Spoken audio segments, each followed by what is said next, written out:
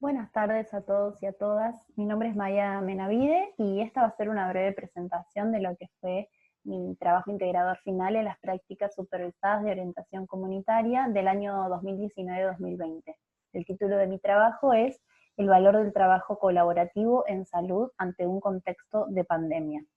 Mis prácticas las llevé a cabo de manera paralela en dos instituciones. Por un lado, realicé un acercamiento virtual al Hospital de Junín de los Andes, realizando entrevistas a operadoras de la salud, y por otro lado,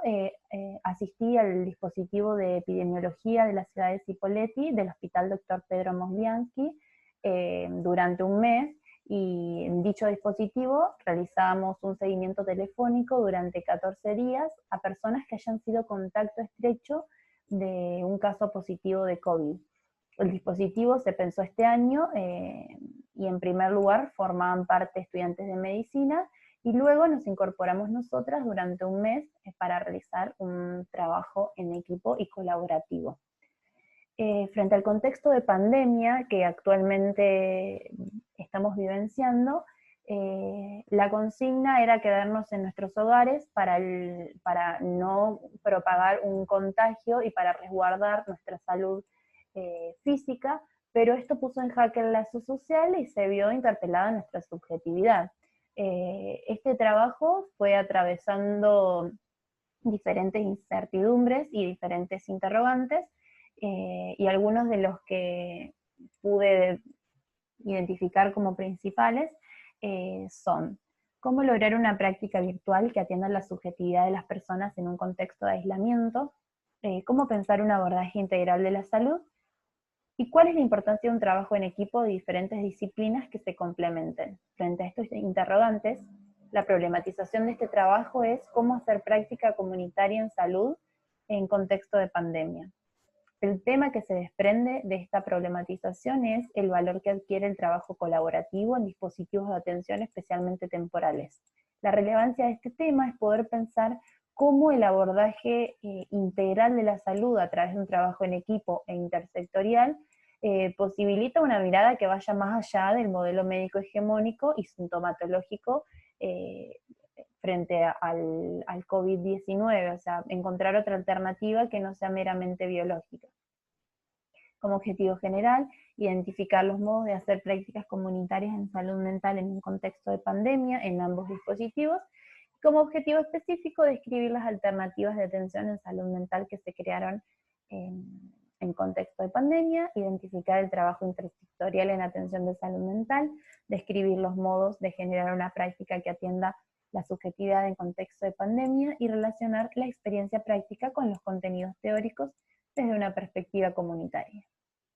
La articulación teórico-práctico desde una perspectiva comunitaria me invita en primer lugar a conceptualizar la psicología comunitaria como un enfoque moderno, actual y contrahegemónico que se enfoca en la capacidad que tenemos los sujetos de ser transformadores de nuestros ambientes y contextos, y dando la importancia a la potencialidad, en la fortaleza y en la capacidad que tenemos.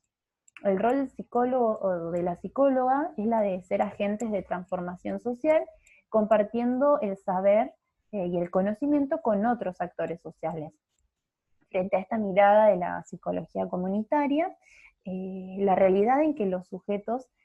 estamos inmersos se concibe como un sistema complejo que se va conociendo de modo parcial, y dependiendo de la mirada y el recorte que utilice el observador o la observadora, identificando el paradigma de la complejidad. Desde este paradigma, la mirada de la realidad es una mirada integral, donde todos los saberes deben ser considerados y donde no existe una realidad absoluta ni única, sino que las miradas se construyen conociendo otras perspectivas. Desde este paradigma también se asume la existencia de la incertidumbre y se opera desde ella,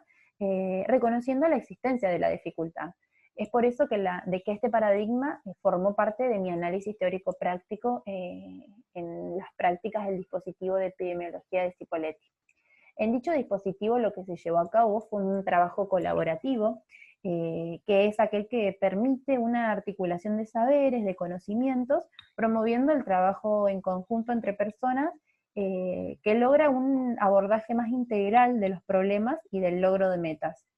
De esta manera, este trabajo permite afrontar con más recursos y con más estrategias las situaciones de incertidumbre, teniendo una misión ética que se basa en la promoción y en el diálogo de las ideas. Este trabajo colaborativo no logró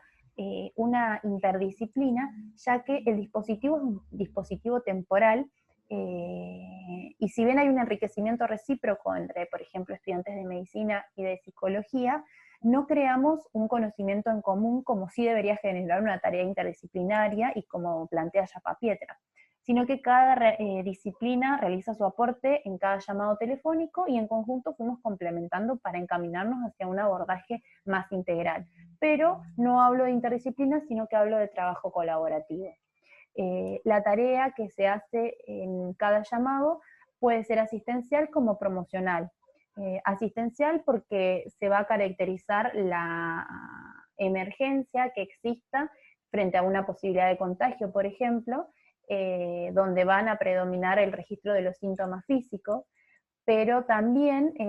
identificamos como estudiantes de psicología que la asistencia no debía ser la única herramienta, sino que podía complementarse con la dimensión subjetiva y de promoción que nosotras podíamos brindar. De este modo, y como indica Yapapietra, teníamos que identificar en cada llamado lo que cada sujeto iba necesitando también. De todos modos, veíamos cómo la dolencia o el sufrimiento o el virus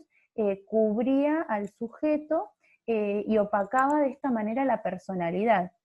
En estos casos, nosotras hacíamos un registro de todos y cada uno de los síntomas que el sujeto presentaba, de su evolución, aparición o desaparición, y una vez que concluíamos con la dimensión física, biológica, y que era la más importante porque estaba poniendo en juego la vida del sujeto, indagábamos los aspectos subjetivos y permitíamos que de allí emerja un sujeto con su subjetividad y con su relato sobre su historia. De esta manera nos acercábamos a la clínica del sujeto de la que habla Campos, donde la mirada dejaba de ser meramente técnica y se posibilitaba el conocer a un sujeto concreto, social y subjetivamente constituido, dándole importancia también a lo que el sujeto quería decir y lo que tenía para decir, y ver cómo el sujeto podía identificar la manera que él o ella tenían para atravesar estos días de aislamiento. Todo este seguimiento lo hacíamos con una destreza actitudinal de la que habla Cohen, con una sensación de confianza, respeto y escucha dentro de las posibilidades que teníamos en estos 14 días.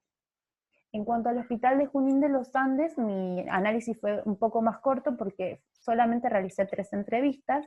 De este hospital lo que pude destacar es la atención con modalidad remota, que así define la psicóloga a la atención virtual. La define así porque ella dice que no es virtual, no es que es algo que no exista, sino que sí existe y que genera efectos, pero que estos efectos se van a ir viendo a lo largo del tiempo.